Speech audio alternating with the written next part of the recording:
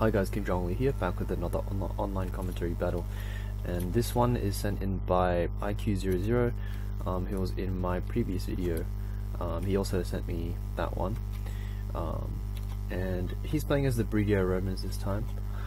So nice to see him back. And his ally is TT, also known as Terrible Turk, in the Immortals of War clan, I believe. They're playing against Kornovi as the Senate Romans, the SPQR, and Marnie, which might be SR. Not too sure on that one, but he seems like an okay player, judging by how he's set up there. So, interestingly, for Kornovi, he's made his general one of the cav units. Usually that's pretty risky because you want to be going for wedge charges with the general, with the cav units, with the Praetorian cav. And what happens in wedge formation is that the general gets put in the front of the unit. So if he wedge charges with this Praetorian cav unit, the general will be basically going headlong into combat. So that's always pretty risky, and that's generally why you see an urban as the general, like Marnie has done here, and like all the other players have done. So that is interesting to see from Kornovi. We have also got an Archer unit here, a Roman Archer unit from Marnie. So he's going to be using this as a peeler screen, and although you do sacrifice an urban to take this, he's almost certainly put upgrades on other units. For example, his general unit here has a chevron, and perhaps the cav units also have some extra chevrons there. So maybe he is looking to win the cav fight, maybe not. As you can see, also Kornovi has a chevron on this general unit, and a chevron in this Praetorian cav unit here as well. So maybe they are really spoiling for a cav fight somewhere, and they're hoping these chevrons will get them the advantage in that case. We see Kornovi also trying to reposition his guys. This looks really strange. I'm not sure if he's trying to make like a symbol or a word or something, because it looks really weird. Or it might just be some weird innovative peeler screen thing that I've never really seen before. I've seen formations where you have like one unit that sticks out, and you know, you hope your opponent throws all their peeler into that. But yeah, also another line of thinking might be that because they throw all the peeler into the front of the unit, maybe like the spread, the spread of peeler will only get maybe these front guys, and maybe it won't hit the back guys. I'm not sure how that really works. I guess we'll see in a second whether that's how the peeler works out. From what I understand, the peeler just targets the middle of the unit, so I'm not sure if this actually does anything in that respect. And also the kind of disadvantage of this is that it's pretty bad positioning. Your unit's pretty isolated up here at the front. So it just looks like he's snailing them forward, hoping to draw out some peeler out of these urbans here at the front.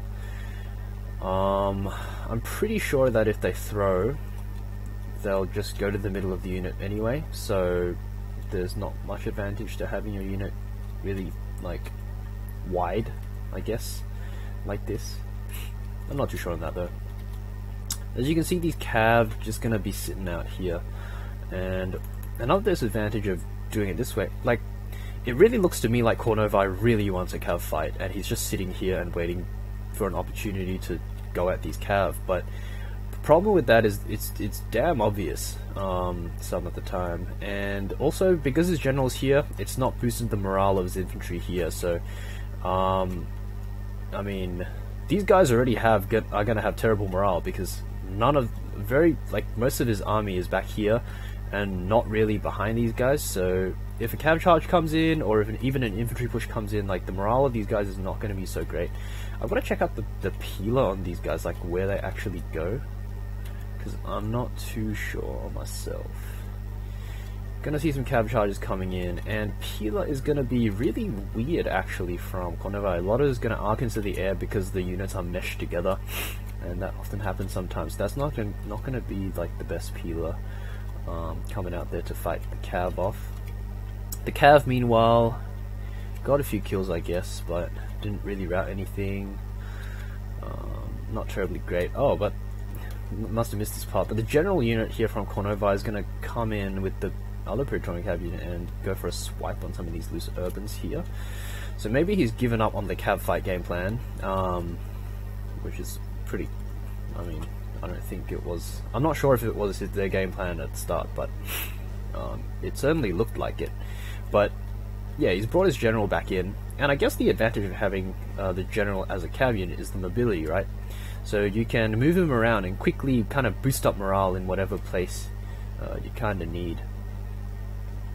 But also charge is going to come in here from Kornova, trying to counter charge, but they're going to be flat counter charges, so not in wedge formation, maybe trying to preserve the general there.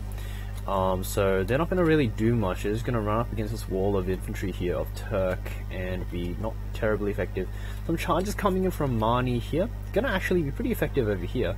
Going to be able to route two units there, but a counter charge coming in from Turk could be pretty good there, and also a counter charge coming in here. So it's really just counter charge for a charge. Gonna be a bit slow on the pull out there, maybe due to lag. But yeah, at the moment it's a 8v12 because all of the cav of the Brutii and Julii are on this side, while Kornova has had to bring his cav over since they were sitting on this flank, not really being very productive. We can also see that Kornova has actually shifted quite a few urbans over into this flank over here, so IQ really should move some of his urbans over there as well, if only to mirror Kornova here, and it looks like that's what he is going to do at this point. Turk going to counter charge again. Mani slow on the pull out. Not sure if this is lag, could be due to lag, but this does happen quite often, especially when you've got a ton of urbans in the area, and you know, not very good charges, I'd have to say, coming in from IQ here. Very slow into the bunch, and yeah, I don't think much of the charge bonus really transferred in there. Mani setting up nicely here, but Turk and IQ are going to pull out, looks like, in time. And there is sufficient infantry here, probably, to maybe tank some of this charge. But infantry going to come in from IQ now, going to support in a timely manner. And IQ moving the rest of his infantry over to the Turk side, where most of the action is happening. Kornova also seeing this, it looks like he is going to move his guys over as well, and really everyone just vacating this flank and going for this one here. And I'm back with part 2 of the battle. I was briefly interrupted there, so forgive me for having to split this into 2 parts, but this is part 2 of the same battle, so we're going to continue where we left off here. Big engagement here, everyone moving stuff here, everyone moving resources here, and IQ00 setting up, looks like, pretty nicely. Turk also keeping his general safe, really need that morale, and Turk throwing just a casual small unit around here, maybe to distract the cav and potentially mess up a cav charge or 2. Looks like it's coming back into support though, and everyone's just set up here pretty nicely. I guess we can pause again and have a look at how things are positioned. So 1, 2, 3, looks like 6 cav here for Turk, about 5 here for, no, sorry, 5 here for Turk and 6 here for IQ, getting it mixed up. 6 here for Mani and also 6 here for Kornova. But Kornova is not using wedge at all this game, which is very strange considering how often it is used with 31k. As you can see, 3 players out of the 4 in wedge formation and ready to countercharge in wedge as well. This does mean that Kornova's cav is going to be a bit more suited to maybe these small charges here, but